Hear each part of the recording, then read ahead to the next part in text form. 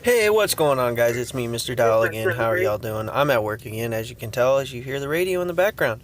Alright, so we're going to jump into what's called the Double Elixir Challenge here, and we're just going to do some replays. I'm going to show you how this started out for me. Alright, so we're going up against E4, who is from Michigan, and I apologize for the sound in the background. My job is a cop, and the radio in the background is just going off. Alright, so we're going to start with try to pig push with a not normal one, a hog rider and archers, but it turned out alright because the hog rider is going to go and take out the barbarian hut that he placed down. So, as you can see, it only had spawned one set of barbs, and its health is all the way down, so it's probably, I believe it only gets like 2 sets of barbs out, and he's got 3 musketeers. So as you can see, this push is pretty gross. Yeah, well, I mean, you'd also, if you understand what I'm saying, it is a pretty scary push. So we shut down the giant skeleton in front of his 1 musketeer, and they all only get a few shots off on the tower. So now we got our own push going back. He's got a lava hound, elite barbarians. We got our miner over there doing work. Our hog rider only gets 1 shot off on the tower. Now we have to defend this. We place down a Valkyrie. Valkyrie is really good against the elite barbarians, if you guys didn't know. So at this point, I've noticed that he's got a very heavy deck. His deck is very expensive, and mine's cheap. Cheap for double elixir. As you can see up there, he's got a golem, big P.E.K.K.A, Sparky, giant skeleton, barb hut, as you've seen before, elite barbarians, as you've seen before.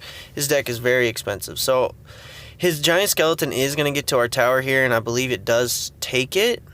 Yes, he does take the first crown of the game. And he's got a Sparky coming at us, elite barbarians coming at us.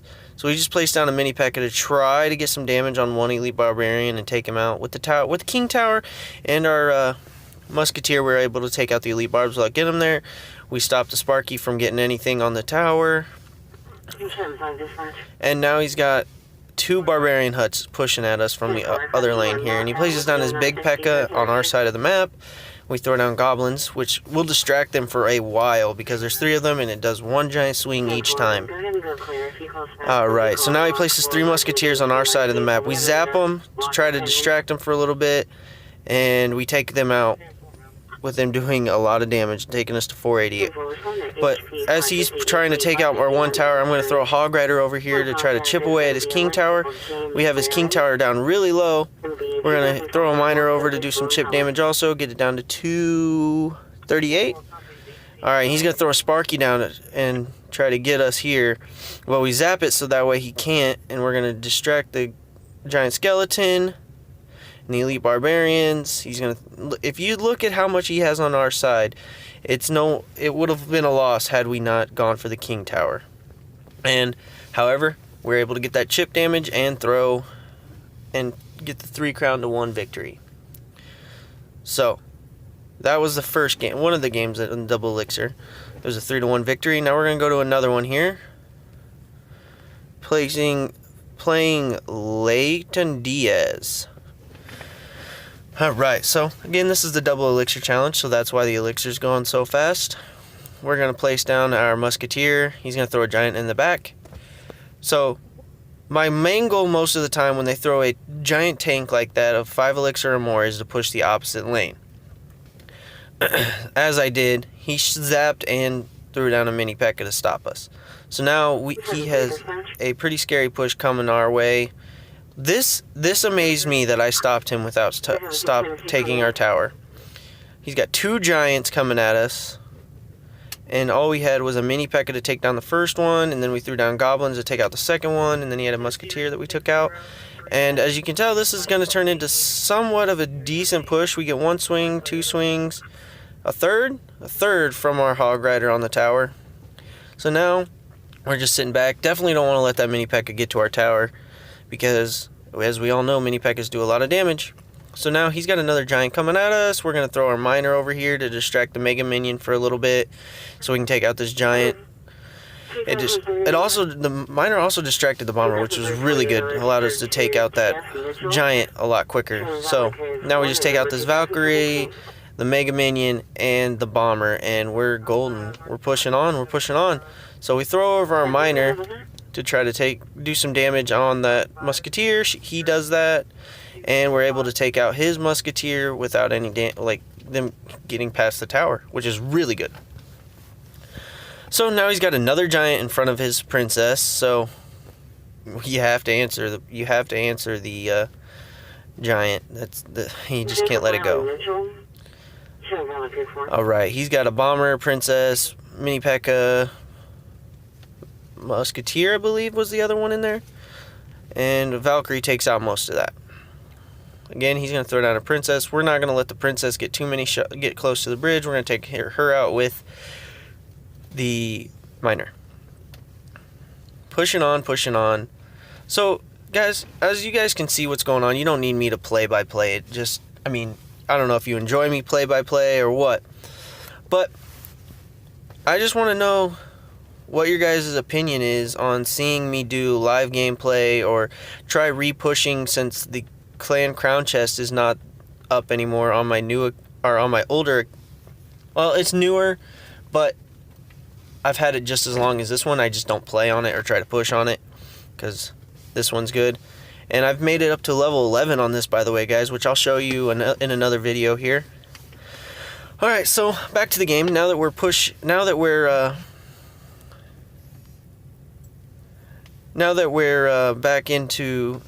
into overtime here, we're going to get back to the game. As you can see, I have damage done to both towers. He has a little more tower damage to mine than I do his, so I'm going to, again, push the opposite tower. He's going to bomber. I believe this is where... Yes, the Hog Rider does take the tower, because he tried pushing really hard on the other side, wasted all his elixir, and all he had was a bomber on the other side. So that was technically win number 2, however you look at it, from when I battled the first time or when I battled the second time. If you count in this one right up here, this first 3-0 right here is the very first game of the double elixir challenge. My deck is not exactly the greatest. My ladder deck is not exactly greatest for challenges, because my cards require that you're able to have higher levels than tournament standards in order to do really well with it. So he has a golem coming down that side, and as you can see, he doesn't have anything to really defend this, because a golem is 8 elixir. Even though it is the double elixir challenge, that's a lot of elixir to commit to. So we take out his first tower of the game. Sorry about that. I've been up for 4 hours already, and it's only 7 in the morning.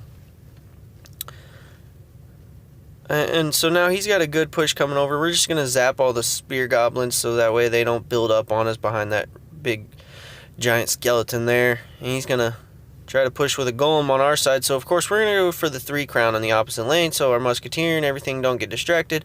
Hog Rider gets to the tower, musketeer gets to the tower, archers are just protecting the musketeer, and that is a 3 crown right there. That is a well played game by him and me. It's the first game, if you all know, are familiar with challenges. First game's always usually the easiest. So that was how I started the elixir challenge, and then those are some ladder games right there. As you can see, I did lose one down there at the bottom. As I've shown you guys before, I do lose, I do get draws, but as you can see, this deck does really well in the higher, medium high trophy count. 4,000s, I'm at the 4,000 ranges. I'd say medium high. It's where the season gets reset back to. So, alright, so now I'm showing you guys a ladder game against Pope. And so he's gonna start with an Ice Whiz, just normal, safe, passive play. And then he throws down a Royal Giant. And I just throw down a Musketeer, some archers to take out the minions. Sorry for the brain malfunction there. So he's got his Musketeer shooting at our Valkyrie, and we had our miner sent over. Sorry, I am just blanking out now because I'm trying to listen to my radio also to see if they're calling me, but they're not. They're just talking to somebody else. As you can see, this is probably annoying. I'm sorry, guys. or maybe you enjoy listening to them talk in the background behind me. So he places down a furnace to distract our hog rider, but our Valkyrie manages to get to the tower. She gets 3 swings off on it, and we take out the furnace also. So after this, sometime today, I will be posting a video about me being a level 11 now, show you how I'm doing as that. I will say that being a level 11 does make it a little bit easier up here in this trophy range. As you guys can see, I did do pretty good as a level of 10 in up here, but I was facing a lot of 11s. Like this guy right here is a level 11, so it adds about roughly 300 more tower damage for you. So as you can see, like, I've done a little bit of damage over there on his tower, and I mean, technically I've done 600 damage on him over there, but his tower still has more health than ours. So, I mean, it pays off in the end. I believe this is one of the games that actually proved that, or no, that would be in the next video of me being a level 11, that proves that that extra 300 tower damage helped me win. So, back to the game. Since I was just talking there. Alright, so we're kind of at a stalemate right now. He's going to place down his furnace again, and the one tower shooting at the furnace, or at the Valkyrie, which allows the hog rider to have more health. We place down our miner over there to distract the musketeer to still allow our hog rider to get over there and get one swing, even being slowed by the ice wizard. So with 20 seconds left in the game, he's going to try his final push here. I messed up on my archer placement, which was not good. So this is a scary moment right here. I'm just kind of holding off and hoping that he doesn't get anything too far through. I'm just kind of throwing stuff down, and finally I realized that I made it. We took out the Royal Giant and we were safe. So that's going to do it for the replays of this day.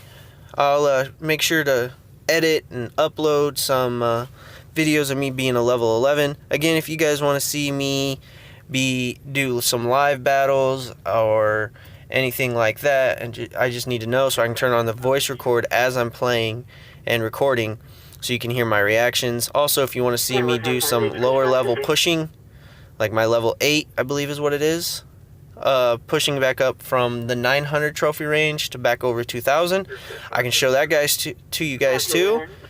I'll do some live battles for that one also. So as you can see, there's my trophy count as of, that was, I believe, a couple days ago prior to me. Yeah, because you can see how close I was to level 11 in this right here. So, again, join the clan. You guys can play with me. I'll help you out. I'll coach you through it. If you guys are better than me, join the clan. Show me up. Teach me. Alright, guys. I'll see you later. Thank you. Bye.